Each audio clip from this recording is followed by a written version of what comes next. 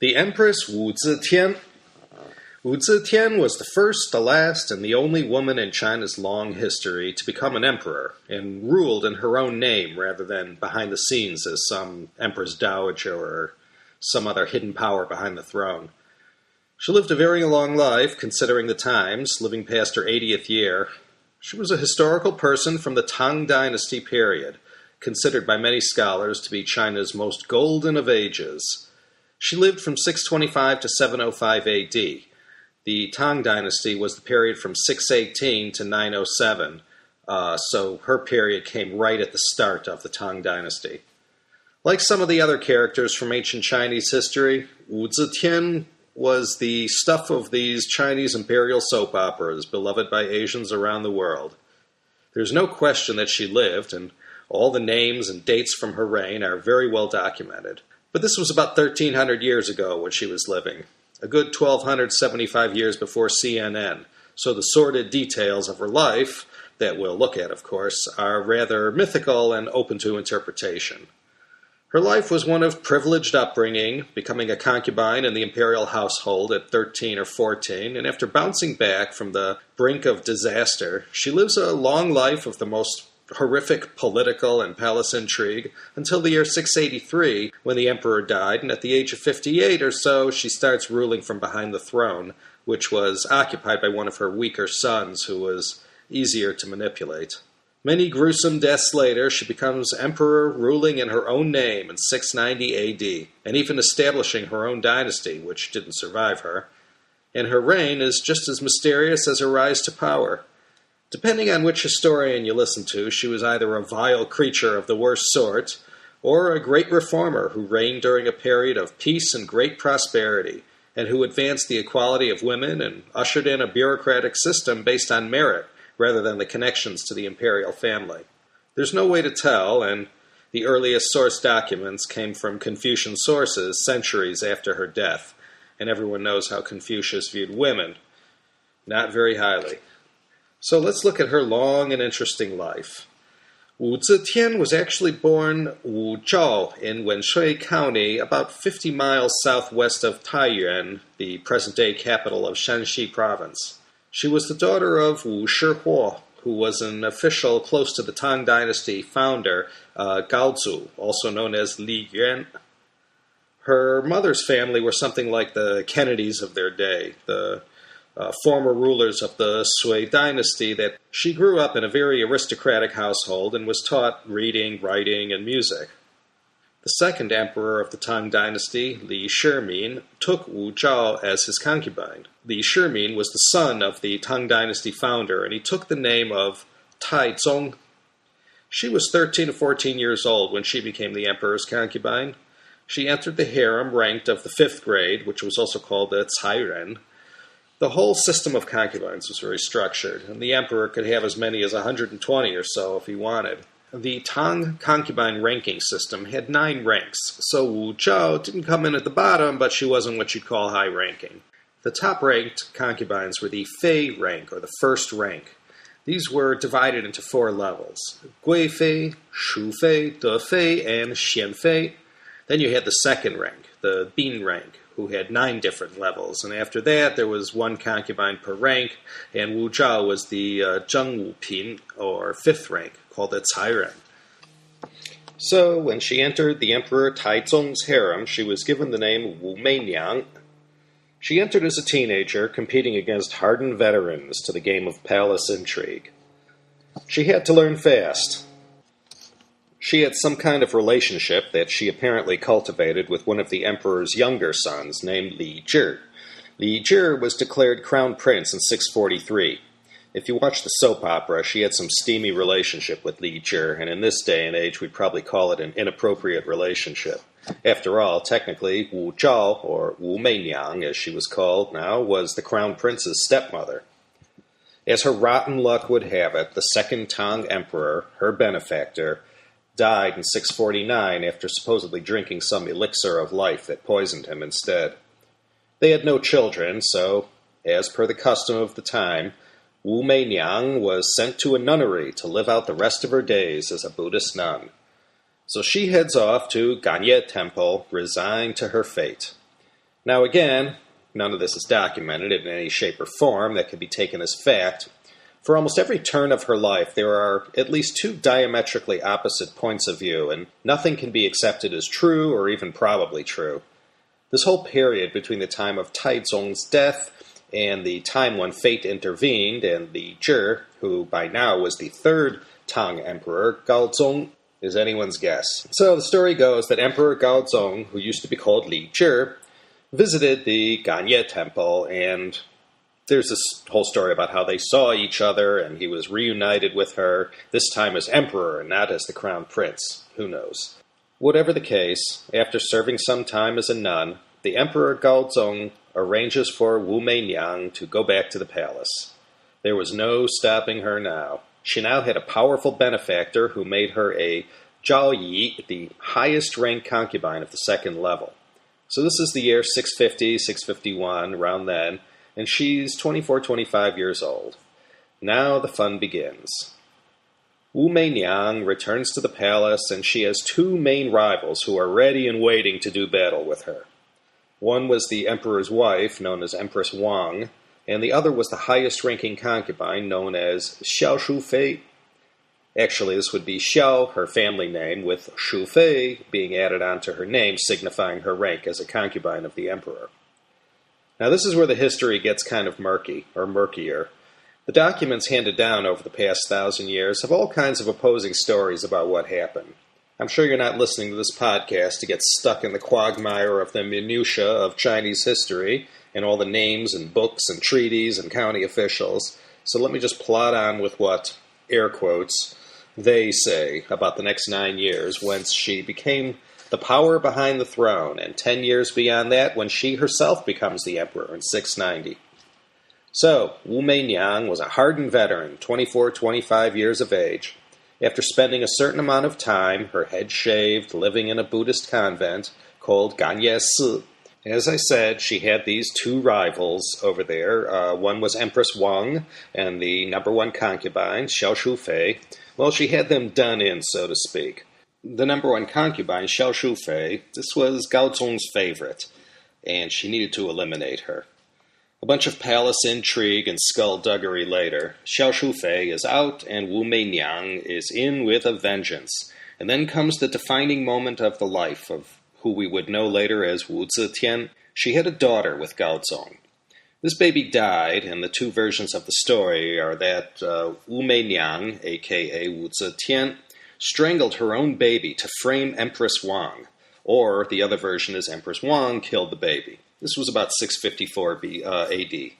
Whatever the case may be, it happened, and happened in a very suspicious way that sort of implicated the jealous and childless Empress Wu in the murder of the emperor and Wu Meinyang's daughter. Even though the emperor loved his empress, he had to do what he had to do. So now, after 654, Wu Meinyang now has two less dangerous rivals to deal with, and she's growing more powerful by the day. One thing to keep in mind, remember she came from aristocracy and was well-educated and spent her teens growing up as a fifth-grade concubine in the palace, so she picked up a lot of knowledge of statecraft along the way. Gaozong was no dummy and greatly relied on her input in matters of state. She was participating fully in the running of government affairs. And I forgot to mention, she got rid of Empress Wu and consort Xiao, but she still had an army of powerful and deceitful court officials who couldn't stand her and knew how deadly a foe she could be one day. And how. Boy, 1,300 years or so later, Chairman Mao's third wife, Jiang Qing, sure learned a thing or two from Wu Zetian about how to get back at all those who defied you on the way up.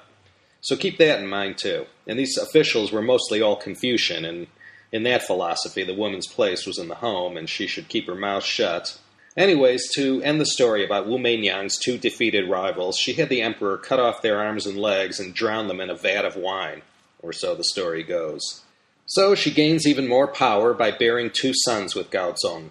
You had Li Hong, born in 654, and Li Xian, born a year or so later. And there's some sidebar about Li Xian not really being Wu Meinyang's son, but actually her sister's, who was also serving in the court. Anyways, always something like that with Wu Zetian. Always a juicy story behind every fact and opinion about her life. She formally becomes Gaozong's empress in 655 or 656. Gaozong was sort of forced to deal with one of these Henry VIII situations. He wanted to promote Wu Meinyang, but too many of the officials at the imperial court, from the highest-ranking Zetian to the lowest guy on the totem pole, all fought him on this, and lost. And like anyone who tried to defy Chairman Mao 1,300 years later, they didn't fare well in the aftermath. And the newly crowned Empress Wu had a personal hand in most of these falls from power and later destruction, no doubt. Let's skip to the big year, 660. Gaozong, who no doubt lived all the excesses that being Emperor of China entitled you to, at the tender age of 32, had a series of strokes that basically leaves him incapacitated for the rest of the 23 years he had left on this earth. And all this time, who do you think ruled in his name? Yeah, you guessed it. From a screen behind the throne, there she sat, speaking for the propped-up emperor on the throne, who, due to his infirmity, could not execute his responsibilities. Later on, it said after a while they didn't even prop the emperor up on the throne anymore. It just lay empty, and the empress gave the orders from behind a screen.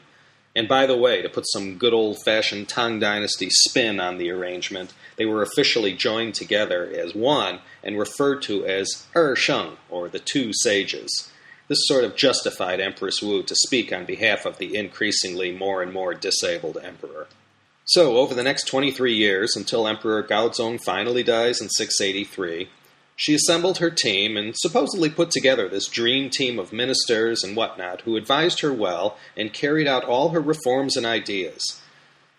It was as if after 4 decades of clawing her way to the top, she finally got there and became a rather boring, benign empress who later carried out all kinds of reforms, most notably to women and in agriculture and the imperial exam system.